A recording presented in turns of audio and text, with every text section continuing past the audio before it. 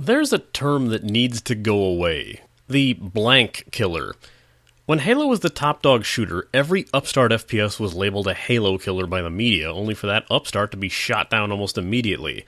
In MMO terms, the phrase WoW killer gets tossed around all too often. Games like DDO, Lotro, Age of Conan, Vanguard, Warhammer Online, hell, even RF Online was labeled a WoW killer by certain media sources, and look where that got them. Being labeled a killer, especially a WoW killer, is essentially a death sentence for that title, and if there's one thing people are predisposed to, it's hype and arrogance. When you come out of the gate screaming that you're the best that there ever was, people want to see you fail. It's schadenfreude. And even if many of the games that obtain this label are perfectly fine on their own, being hyped to such lofty expectations always causes the game in question to fail to grab onto the market the way they'd hoped. Hype is the path to fanaticism. Hype leads to expectations. Expectations lead to disappointment. Disappointment leads to free-to-play conversions. This is the MMO Grinder, and it's time to look at Star Wars: The Old Republic.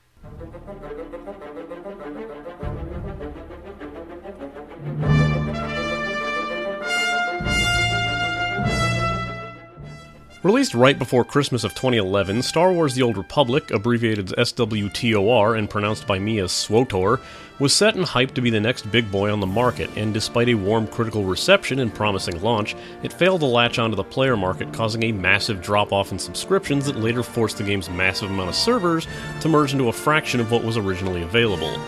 With publisher EA marketing the game to death and developer BioWare at the helm, it came as a pretty big surprise that the game announced a free-to-play conversion was in the works a little over a half a year into its life. Then come about 2 weeks ago, the game released its free-to-play version on November 15th of 2012. The game takes place in the Star Wars universe, however far earlier than the setting of any of the movies, and shortly after the popular RPG series Knights of the Old Republic, so don't expect any popular movie characters to show up, but if you're a fan of KOTOR, you might enjoy some of the references to those games scattered throughout the story. Since it's come to no surprise that nearly everyone had requested this game the minute it was announced even going free to play, and my timing for once was not impeccable in the ironic sense, let's get back into this game and see what's going on now.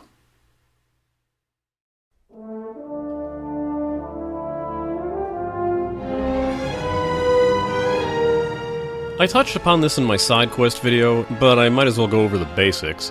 The game looks okay, but doesn't really push the boundaries. But again, as I've stated before, graphics are best dialed back a bit for the sake of a larger player base. Character models are an odd mix of realistic and stylized, with many of the iconic Star Wars races looking much like their movie counterparts, but with humans occasionally looking a bit stylized with exaggerated features. There are other portions of the game that reek of laziness, my biggest example being certain cave and building layouts look painfully similar.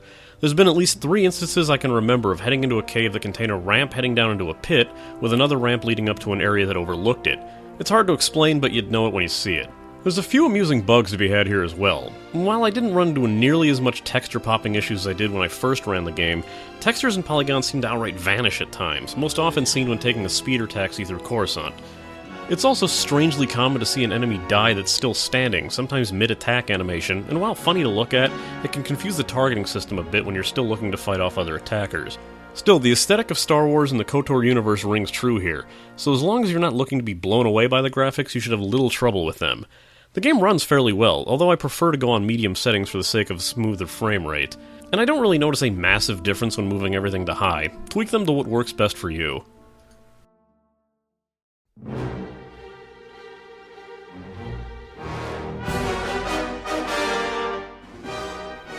This music it's Star Wars. Like, this is the kind of music that allows Star Wars to be used as an adjective. Of course, even the iconic theme makes an appearance during the all-too-expected opening story scroll, and the rest doesn't feel out of place in the least. It's all orchestrated and fitting of the game itself, even increasing intensity for battles. Of course, all the iconic Star Wars sounds are here as well. The lightsaber hum and slash, the blaster fire, the roar of ship engines all pull you into the Star Wars universe. I wish I could say the same about the voice acting. I know Jedi are supposed to suppress their emotions, but a lot of dialogue choices that aren't meant to be mean or dark side aligned sound laughably wooden. Another issue is that many NPC voices seem to be straight from the "my cousin knows how to do an accent" school of voice acting. You might not notice it right away, but the minute you hear a Twi'lek that sounds like he just got off the blue-collar comedy tour, you'll be ripped right back out of the Star Wars universe again, and it'll take a good amount of blaster fire combat to make you feel more part of the world. Just something to think about if you're a role player or a purist.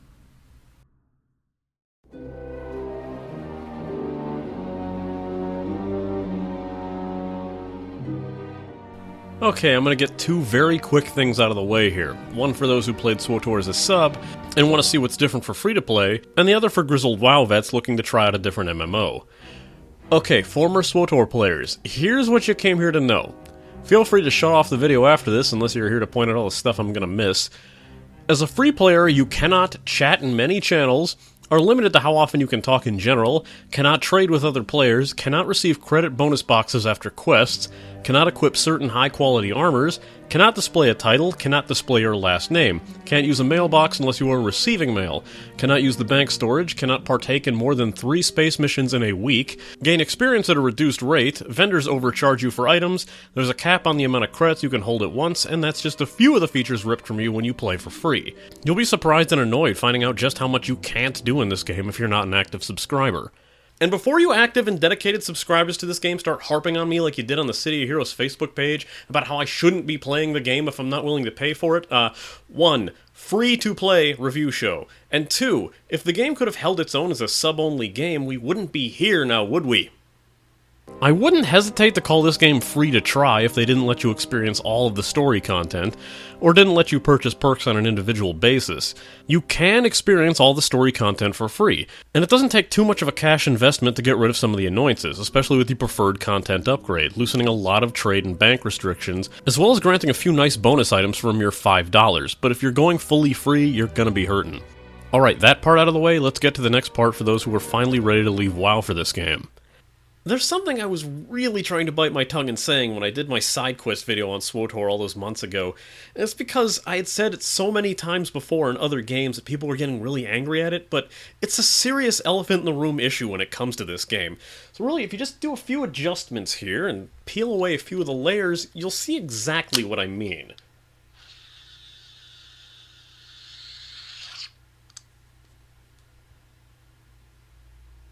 This game wasn't going to kill World of Warcraft, because this game is World of Warcraft. Oh, it'll tell you it's not, and try to hide it in oh-so-subtle ways, like flipping the interface so the chat is on the top, and the health bars are on the bottom. We're taking the skill tree system, which is exactly the same, but making the early skills on the bottom with the most powerful ones on the top. Might as well put a mohawk on it and put it in a wheelchair. And then there's the rebranding. Oh, the rebranding. It's not intellect, it's willpower. It's not stamina, it's endurance. It's not spell power, it's force power. It's not strength, it's... Okay, that one's the same, but you see what I'm getting at, right? The game is just so blatantly built from the base of World of Warcraft, yet it seems like it's trying so hard to pretend it's not. It's pretty much the same deal as LOTRO. If you want the very basics, go watch my LOTRO or WoW reviews, as I'm going to glance over the similar mechanics, seeing as how I've mentioned them to death. But, before you all set your keyboards on fire in rage, let me say, like LOTRO, that doesn't make this a bad game. It does things differently enough to make it worth a look, or even to pull people towards this versus another game. Starting out, you get all of 2 character slots, period. Doesn't matter if you make them on multiple servers. Returning players might notice just how few servers there are compared to when it launched. Keep in mind, if you had a character created on a merged server, you might be forced to change that character's name. Also, the lack of slots will keep you from accessing some of your characters that you may have created beforehand. Like WoW, there are 4 server types, PvE, PvP, RP, and RP PvP. Just like WoW, EA does not care about the RP servers, forcing them to police themselves, and we all know how well that works. When creating your character, you first choose their alignment, the Republic or the Sith Empire. While each factions have 4 different classes, they're more or less carbon copies of each other from each faction.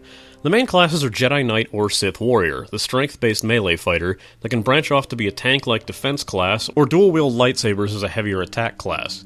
The next is the Jedi Consular or Sith Inquisitor, essentially the closest thing this game has to a mage class. This class can become a healing and force-focused class, or most oddly, a stealth-focused class that can also double as a tank.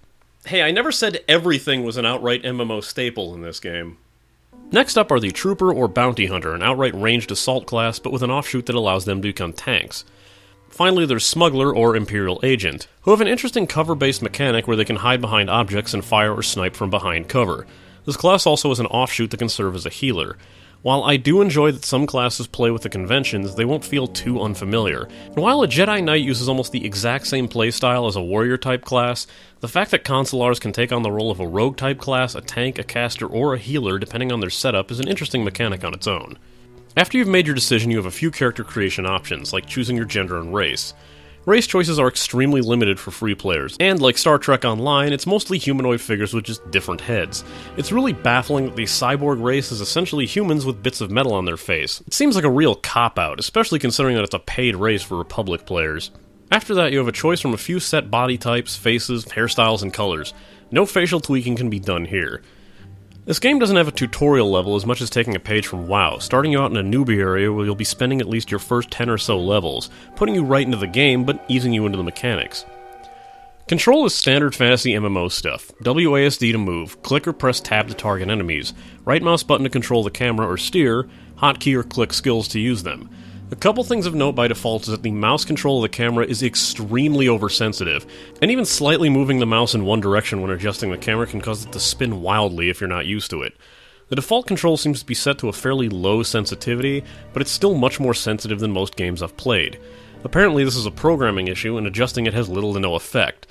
There's a workaround out there that involves modifying the .ini file, so if it's something you can't deal with, go ahead and try that. Also, this is a game that has no auto-attack skills, and if you want to attack, you have to click or hotkey the skill every time. The cooldown on each attack is 1 second global at the least, so you can't just spam keys to victory. While in combat, your character may duck, jive, and parry blows just to make it look like combat is action-oriented, but it's really fairly basic stuff on paper. You're given a fairly limited inventory of 30 slots, and given the amount of vendor junk enemies drop, you'll be running back to vendors or having your companion, a system I'll talk about later, sell your items for you quite often. Subscribers can use in-game credits to expand their inventory, but free and preferred players have to use their cash shop money to get more. The loot system is standard of a fantasy MMO as well. When you kill an enemy, it has a chance to drop something indicated by a beam of light. Light blue is a normal drop of low-quality gear, vendor junk, or credits, but a green beam, dark blue beam, or purple beam denotes that there's a high-quality item among the loot. Right-clicking on the enemy body brings up a menu of the items it carried, and you can click Take All to loot everything. If there's a group of enemies with loot drops, by default you need only click one enemy to loot everything in the area, saving you the time of clicking on multiple enemies individually. It's a nice feature, but if you want more control in what you pick up, you can shut this off. The equipment also follows a very basic structure. You have a few slots to hold armor like a helm, chest piece, leggings, boots, and the like. Equipment quality follows a color-coded system where white has no effect, green is common but has stats, and blue on down are rarer but give much better stats for their level. There's also the occasional orange piece, which allows you to customize it in an equipment modifier, which you can equip different mods that boost stats individually. Most notable are the blasters and lightsabers that can have their shots or blade color changed with purchased color crystals. Getting around in this game can be kind of a pain, as many areas are vast and spread apart, sometimes being large for the sake of being large and containing nothing notable within them. There's a lot of backtracking to be had here as well. Free players get no boost to their movement speed, but a preferred subscribed player is granted the sprint ability at level 1. Free players will have to wait until level 15 to unlock it. At level 25, free players can unlock speeder piloting to use the game's mounts to get around. Subscribers can do this at level 15.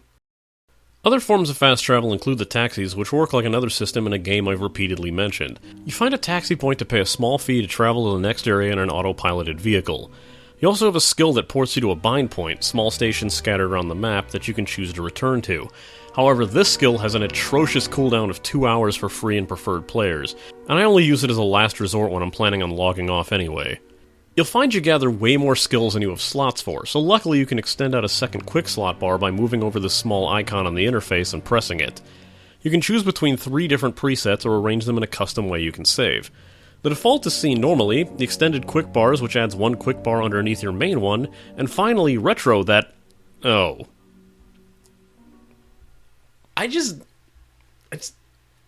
Y'all aren't even trying to hide it anymore, are you? Okay, let's look at some things that are done differently, starting with the quest system. While the quests themselves are standard fantasy MMO fare, how they're presented aren't. Look for an NPC with a triangle icon over them and that NPC will have a quest. What you might notice is completely different, is that instead of getting a text pop-up, you'll start a cutscene where your character will have a direct conversation with the NPC. Occasionally you'll be given dialogue choices to say in response, and if you're a fan of BioWare games, you'll know how the choices sometimes don't exactly represent the outcome. It's as simple as a choice reading something like, "I have no problem with that," coming out in the cutscene as, "There's nothing I can't do." 2 sentences with the exact same meaning, but completely different tones. It's not detrimental to gameplay, but if you're into the roleplay aspect of your character, it's something that'll make you scream, "I didn't say that!" at your screen more often than you'd think. Also, during dialogue choices, you might notice a light blue star or a dark red spike when highlighting a certain choice. This is the light side and dark side system. It affects a meter on your character screen, which raises and lowers depending on what you have selected. Going in one direction grants you bonuses that you can purchase at a light or dark side vendor, as well as leaning dark side can change the appearance of your avatar, but you can shut off this feature if you desire. Some quests and stories are exclusive to your class, and this even includes some areas of the game. Walking around, you might notice a massive force field over a cave or building doorway, usually red or green. This is the game's phasing system, and moving your mouse over the force field will explain why it's there. Usually it's restricted to a specific class, or one class type at a time, so if you're in a party with multiple Jedi Knights, your same class party members will vanish once you step through it. If the field is red, you cannot enter it. Quests even have a chance to change their entire outcome with your dialogue choices. With one quest asking you to free a bunch of collared slaves in a mining camp, you can opt to just kill the quest giver and skip over that entire portion. It's a fun little twist to the standard quest formula. You may also note that some quests will give you a bonus counter for completing certain objectives, and this will grant you extra experience for completing before you finish your main objective. Sometimes these will even have multiple tiers and branch off into their own quests with their own rewards. The story does have a way of cheapening itself, placing major emphasis on a gameplay mechanic only to completely make it seem worthless later on. Best example. Man, playing as a Jedi puts a lot of emphasis on crafting your lightsaber. You collect a crystal, you find a suitable hilt, you travel to the forge, overcoming many adversaries to finally witness the birth of your very own lightsaber. And then a few levels later, some random enemy just drops a better one. Oh, well, that makes me feel special. Sometimes you'll notice you have a choice of a commendation token in addition to a piece of gear. This proves useful if you find the gear offered isn't an improvement to what you're currently wearing, and you can choose the token to trade for better gear from a commendation vendor. But free players have a cap on the amount they can carry, only 20. If you don't use them and they reach the cap, the rest you earn will go to waste. This game handles death a bit differently as well. When defeated, you have the option to revive using a medical probe, of which free players get only 5 of before they have to purchase more from the cash shop, while subbers get an unlimited amount. Or you can port to the medical center. If you're in a party or others are around you, they can revive you by right-clicking on you. If you die frequently or in rapid succession, the cooldown before you can use either of your self-revive options increases more and more. Like other fantasy MMOs, you also need to repair your gear when you've been defeated or attacked for a while. Luckily, the repair cost in this game is so inconsequential, I fail to see why it was even included. I had to completely wreck my gear before I was able to see my repair cost ever reach the triple digits. Another touted feature of SWTOR is the companion system, effectively turning every class in the game into a pet class. Companions usually tie to your class's personal story and aid you in battle, usually in a manner that complements your playstyle. For example, a defensive class might have a companion that does range damage or heals your character, while a ranged class might get a companion that fights in melee or draws attention away from you. You can gain influence over your companion, usually through dialogue choices or gift items, increasing their effectiveness in combat. Companions also have their own equipment table, so don't forget to outfit them as well. Occasionally a companion character might have an indicator stating that they wish to speak with you, and if you head into a private area, such as a cantina, you can start a short dialogue sequence with them for an XP reward. If you end up in a full group, your companion is automatically dismissed, and you'll have to resummon them when you leave that group. Jedi Knights get a laser-shooting astromech droid, and later a hot red-haired Jedi girl with a double-bladed lightsaber, while Jedi Consular get a broken English-speaking, gibberish-talking lizard man and C-3PO in a neck brace. So not fair.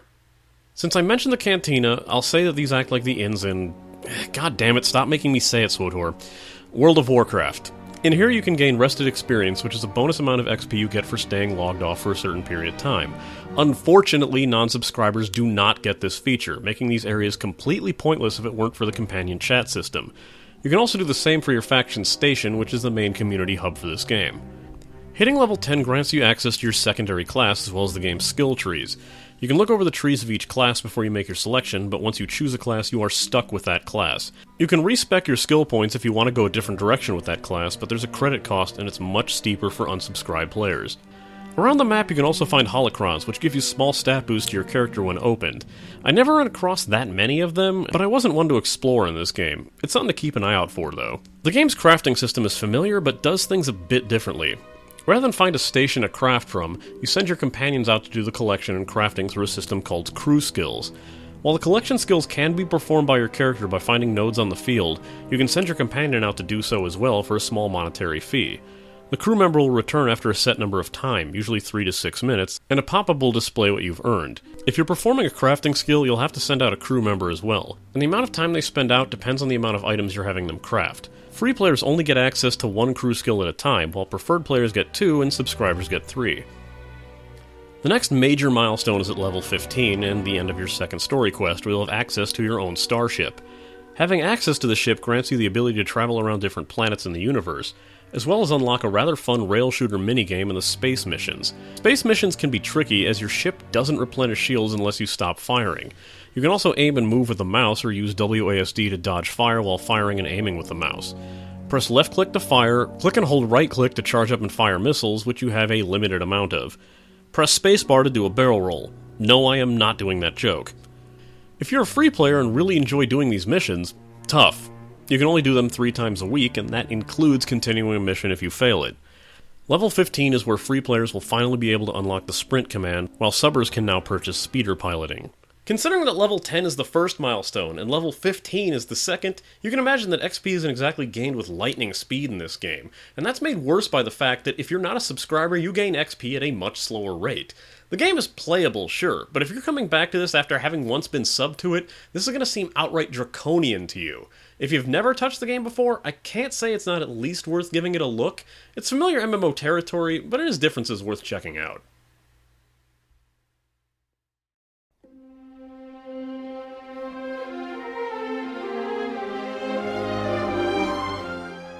This game adopts a lot of systems for community seen in many other MMOs, including WoW's tagging system, where the player that gets the first hit on a target gets full credit for killing it, regardless of who does the majority of damage or finishes it off.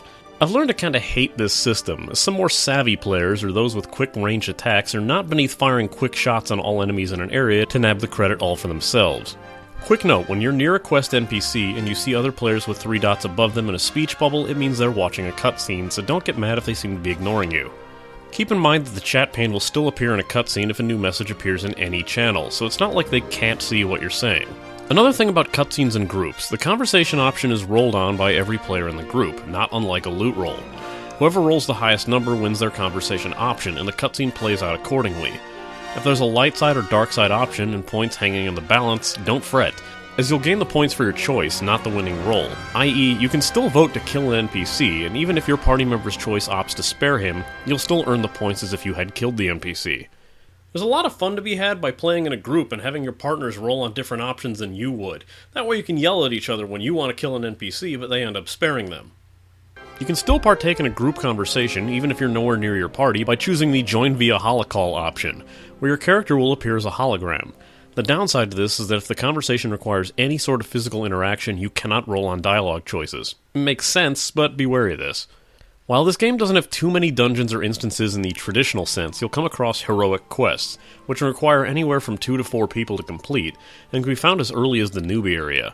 If you have a companion and a bit of skill, you might be able to solo a 2-man heroic, but you will definitely need a full group to take on the 4-man heroics. These often up decent gear and quest rewards and are repeatable after a certain period of time. The game of course has a PvP system. There's faction-based open PvP on the PvP servers of course, but there's also structured PvP events that you can queue for at any time.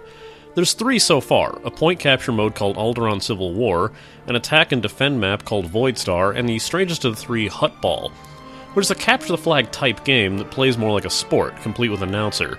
PvP isn't the most heralded part of this game, but it's there. While I can't say the game is crawling with jerks, as chats are usually pretty civil, if not a bit goofy on occasion, the rudeness comes mostly from a gameplay standpoint. Players will roll need on rare items they can't use themselves, steal nodes or treasure chests from players while they fight the mobs guarding them, ignore others who are struggling in a fight, refusing to help, and stealing monster spawns for their quest, rather than ask or invite players to their groups to make things easier for everyone. Even if you be the bigger person and help them kill a tough monster that they stole from you, when it's your turn you can rest assured they will run off because, hey, they got theirs. It's the kind of crap that reminds me why Guild Wars 2 and DCUO do what they do. There's also, unsurprisingly, a bit of an us versus them mentality between the sub-players and the free players. Ignoring the obvious trolling players, sub-players seem very short-tempered towards the questions free players ask, and occasionally playing the don't play if you can't pay card. It's usually just 1 or 2 overly vocal players in the whole of the chat at a time, but it might be off-putting to newcomers. Also, as I stated in gameplay, RP servers might as well not be, as there is no policing of the policies, and if you're looking for roleplay, you'll have to ask around, as it's highly unlikely you'll just run into it. The heavy story emphasis and class-locked instance areas make this a very soloable game, and unfortunately it's also been criticized as being the massively multiplayer single-player RPG, but if you make yourself vocal in the chats, not obnoxious, just vocal, I'm sure you'll find the help that you need if you ask for it. Otherwise, you'll have a lot more fun in this game if you bring your friends along.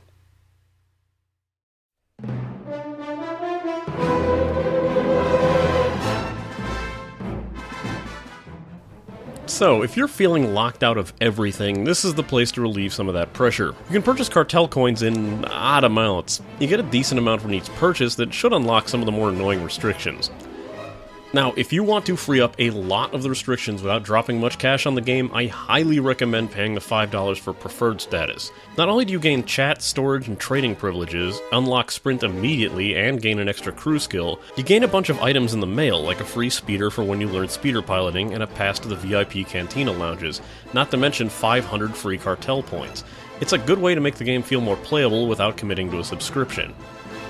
You can pick through the individual perks if you desire, which contain cosmetic items like vanity pets, armor sets that offer stats, as well as a unified cosmetic look, and the ever-present experience booster, which is the only way to gain XP at a better rate without subscribing to the game. You can also lessen the restrictions on things like titles and hide helm by buying them individually or across all characters on your account, or unlocking the other races. Of course, if you like the game enough, subscribe to it and you'll lift all of these restrictions and gain some great bonuses as well. Still, the game did go free to play, and it's no shock to me that EA was completely unwilling to embrace the concept the way Ion did. I'd suggest dropping the cash for preferred status, but again, this is a free-to-play show, so if you're not willing to pay a dime, just be prepared to deal with all these restrictions.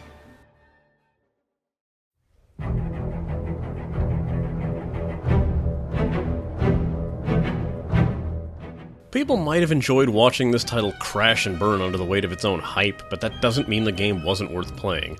As I stated in my side quest video, the game does enough differently to be worth checking out, but it doesn't stray too far from unfamiliar territory to alienate people used to other MMO games. Still, if this was the title you were going to quit WoW for, I'm pretty sure that didn't happen for nearly as many people that claimed it would, and it recycles way too many elements to be considered a true breath of fresh air. Here's my final rating. This is a game that should sit well with the hardcore Star Wars fans as well as fans of BioWare's KOTOR series. Getting to craft your own lightsaber is a pretty cool moment, and even if it's later cheapened by the loot system, theatrics really sell it. Stories can be quite engaging, and unless you're the type to be hammering on the spacebar to get to the point like you would ignore so much quest text, you should get a lot of enjoyment out of it. This game takes a familiar playstyle and tweaks it only slightly, making it an easy MMO to pick up if you're used to playing some other 3D fantasy MMOs. Since free players get locked out of so many basic things, you'll probably want to pay for items that help loosen those restrictions. If so, I highly recommend the preferred perk, as $5 is a great deal for everything made available to you. Of course, if you're really into the game, subscribing is the only way to play it without any true freedom and benefits. Man, EA was not willing to let this one go truly free to play, and it shows. You'll be enraged by the amount of times use cartel coins to unlock or subscribe to access this feature comes about in this game, even over some of the most innocuous and inconsequential gameplay elements. Former subscribers have already voiced their displeasure with this, so be wary if you're a veteran. This game does nothing groundbreaking, as Moral Choice grants nothing more than vendor access, much like a faction grind would, and the cutscene-acted quests have been seen before and in current MMOs as well. The game ends up lifting so much from Warcraft that WoW vets will notice it right away, and if you were looking to quit WoW for another MMO, you'll be hard-pressed to end up wanting to play it again with a different coat of paint this time. Finally, the actual missions are pretty standard MMO fare, and the amount of traveling, node hunting, or enemy kills might start to wear thin if you're playing alone. Think about this before you give it a shot. Considering my preview of this game is what ended up spawning my entire side quest series, perhaps next time I'll look into an up-and-coming action MMO that I was originally too late to do a side quest on.